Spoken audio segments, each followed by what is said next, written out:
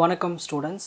Next நம்ம பார்க்க போகிறது எப்படி ஒரு direct form 1 direct form 2 draw பண்ணுறது. உங்களுக்கு எல்லா விஷயங்களும் இதில் சொல்லித்தரேன் பாருங்கள். A difference equation of a discrete time system is given below. So நம்மளுக்கு டிஃப்ரென்ஷியல் ஈக்குவேஷன் கொடுத்துட்டாங்க. y of n minus 3 by 4 y of n minus 1 plus 1 by 8 y of n minus 2 equal to x of n plus 1 by 2 x of n minus 1. இதில் x of n y of n எல்லாமே input output. ஓகேங்களா? சரி, நம்ம இதுக்கு இந்த ஈக்குவேஷனுக்கு நம்ம என்ன பண்ணணும், direct form 1 structure direct form 2 structure வரையணும். சரி, ஃபர்ஸ்ட் ஸ்டெப் 1 நம்ம என்ன பண்ணணும்னா கொடுத்துருக்கிற ஈக்குவேஷனை ஒழுங்குபடுத்தி எழுதணும். அதாவது லெஃப்ட் சைடில் y of n வரணும், மற்றது எல்லாமே ரைட் ஹேண்ட் சைடுக்கு கொண்டு போயிடணும். கொஷினில் பாருங்கள் y of n இருக்குங்களா? ஸோ இதை மட்டும் நான் லெஃப்ட் சைடில் வச்சுக்கிட்டு இந்த எல்லா டேர்ம்ஸையும் அப்படி என்ன பண்ண போகிறேன்னா ரைட் ஹேண்ட் சைடுக்கு கொண்டு போக போகிறேன். அப்போ ப்ளஸ் மைனஸ்லாம் சேஞ்ச் ஆகிடும். ஓகேங்களா? So therefore y of n is equal to இந்த மாதிரி ஃபார்மேட்டில் ஃபஸ்ட்டு எழுதிக்கணும். ஸோ நம்ம ஃபஸ்ட்டு பார்க்க போகிறது டைரக்ட் ஃபார்ம் 1. நான் சொல்லி கொடுக்குறது அந்த ஸ்டெப்ஸை நல்லா ஞாபகம் வச்சுங்க. ஃபஸ்ட்டு என்ன பண்ணுறீங்கன்னா ஒரு டைரக்ட் ஃபார்ம் 1ல் ஃபஸ்ட்டு இந்த எக்ஸ் ஆஃப் என்னை எழுதணும். என்ன எழுதணும்? எக்ஸ் ஆஃப் என்னன்னு எழுதணும். சரி, இப்போ எக்ஸ் ஆஃப் என் எழுதிட்டு இங்கே ஒரு லைனை ட்ரா பண்ணுங்கள். லைனை ட்ரா பண்ணிவிட்டு இந்த இடத்துல ஒரு ஆரோ போட்டு 1ன்னு மென்ஷன் பண்ணணும்.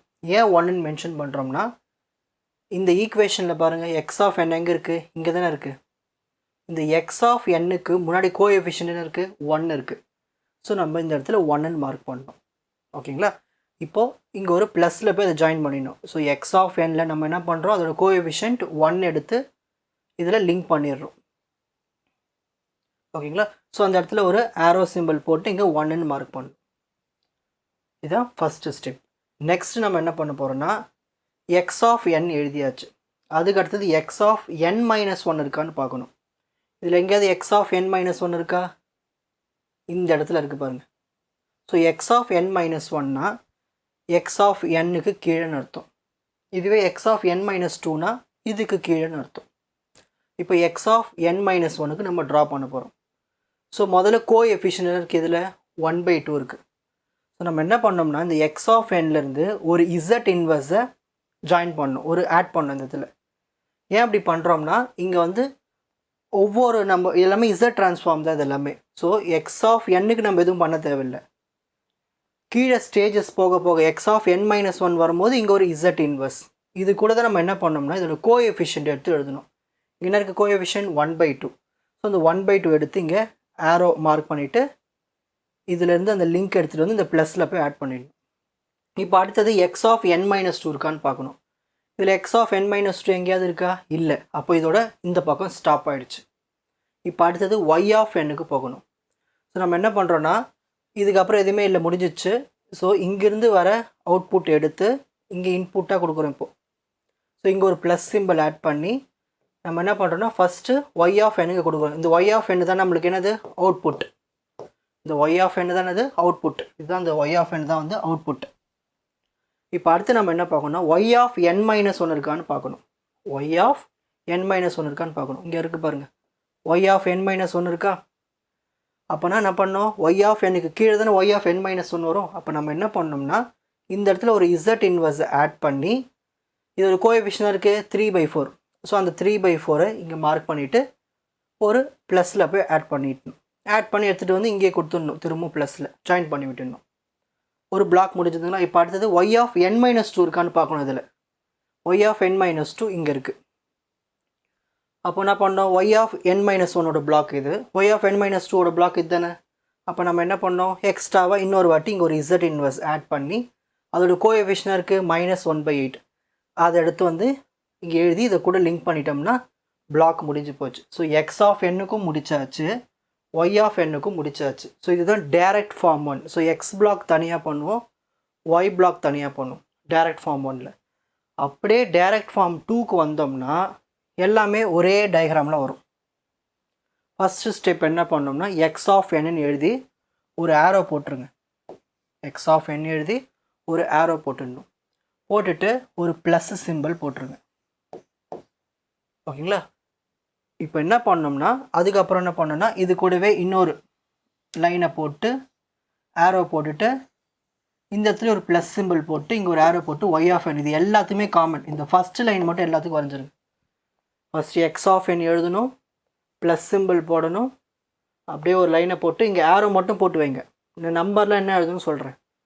அப்புறம் இங்கே ஒரு ப்ளஸ் சிம்பிள் போட்டு ஒய் ஆஃப் என், இதை மட்டும் எல்லாத்துக்குமே காமன் டைரக்ட் ஃபார்ம் 2க்கு. இப்போ அடுத்த ஸ்டெப்பு நம்ம என்ன பண்ணோம்னா கொஸ்டினில்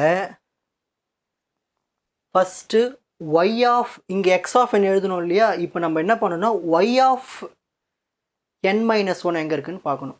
என்ன பார்க்கணும்? Y of n-1. அதாவது இதோட ஆப்போசிட் அப்படியே இது direct form 2. X of N, இங்கே எக்ஸ் ஆஃப் என் எழுதணும், நம்ம என்ன பண்ணோம்? எக்ஸ் ஆஃப் என்ல தான் நம்ம பார்த்தோம். இங்கே எக்ஸ் ஆஃப் என்னா இங்கே ஒய் ஆஃப் n-1 பார்க்கணும்.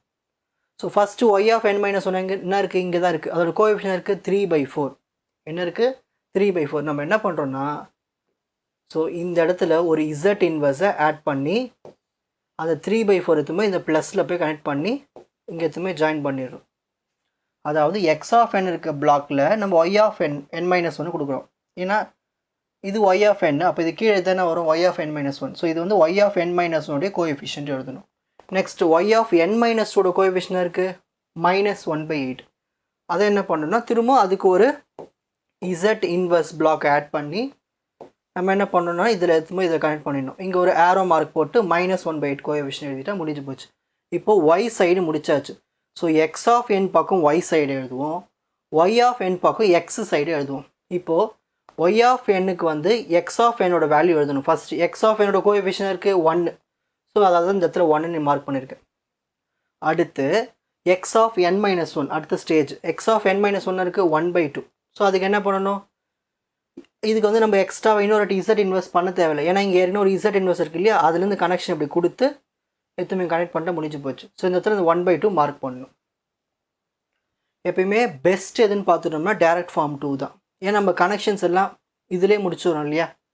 இது ஒரே இந்த இசட் ட்ரான்ஸ்ஃபார்ம்ஸில் குறைஞ்சிரும். இதில் பார்த்தா நிறைய இசட் ட்ரான்ஸ்ஃபார்ம்ஸ் இருக்கும். ஸோ எஃபிஷியன்சி பார்த்துட்டோம்னா டைரக்ட் ஃபார்ம் 2 தான் எஃபிஷியன்சி. ஸோ எக்ஸ் ஆஃப் என் பக்கம் ஒய் எழுதணும், ஒய் ஆஃப் என் பக்கம் எக்ஸ் எழுதணும், அவ்வளோதான். ஸோ மேலே இருக்கிறது எக்ஸ் ஆஃப் என்னு, கீழே போக போக -1, அப்புறம் -2, -3 இந்த மாதிரி போய்கிட்டே இருக்கும். இப்போ எப்படி எழுதுன்னு புரிஞ்சுதுங்களா? Direct form 1, direct form 2.